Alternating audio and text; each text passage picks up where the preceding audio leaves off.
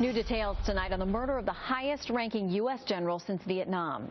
Reports the Major General Harold Greene was shot 4 times in the back by an Afghan soldier who was using a NATO-issued weapon.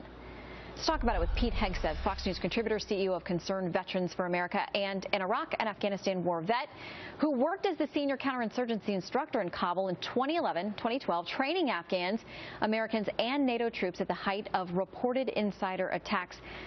Pete, no one better situated to address this situation. What is it like to work in that situation where you are trying to train, you're trying to equip the country to be able to handle things on its own, and maybe you can't even trust the man standing next to you?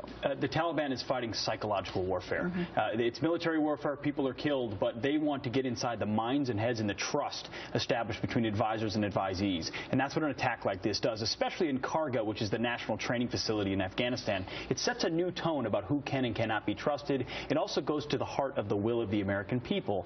The American people look and say, well, why are we still there? Why does it matter? That's what the Taliban wants with this attack. It's a tragedy to lose anybody, especially a 2-star general in this context. And I wish the White House would say something about that at some point.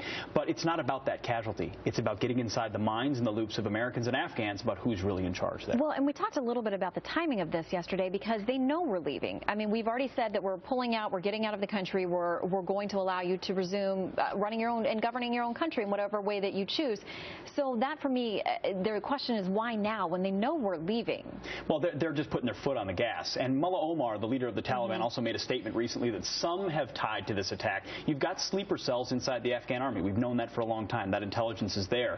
So when he speaks, some people may act. I don't think there was intelligence even when I was there of shadow networks inside the Afghan army of people their loyalty to the Taliban, because the Taliban says time and time again, the Americans have the watches, the technology, we have the time. We will be here in 2016 when they are not. Choose your sides now or you and your family will pay accordingly. It's a pretty powerful psychological weapon. It is. All right, I want to talk about something else that's going on with ISIS. We saw this speech by an Iraqi lawmaker begging for help. She's talking about the Yazidi people.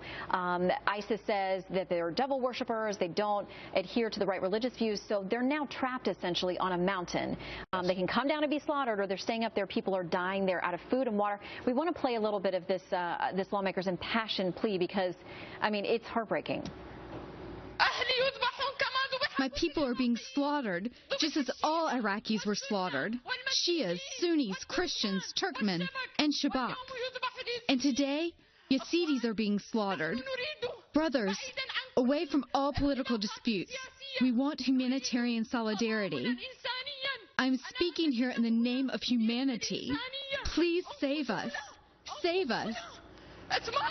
And that goes on, and it just is gut-wrenching to watch it. But this is ISIS. They are heartless, and now thousands of people, children, elderly people, they're all trapped. Upwards of 40,000 people trapped on a mountainside, surrounded by ISIS. They can either starve to death or they will be slaughtered, literally slaughtered if they come down that mountainside, because ISIS, they've shown 2 things. First of all, we know they're brutal. They've already seen mass executions of innocent civilians. Chopping people's heads off. These are modern-day Nazis. They don't care. They're going to kill you no matter what.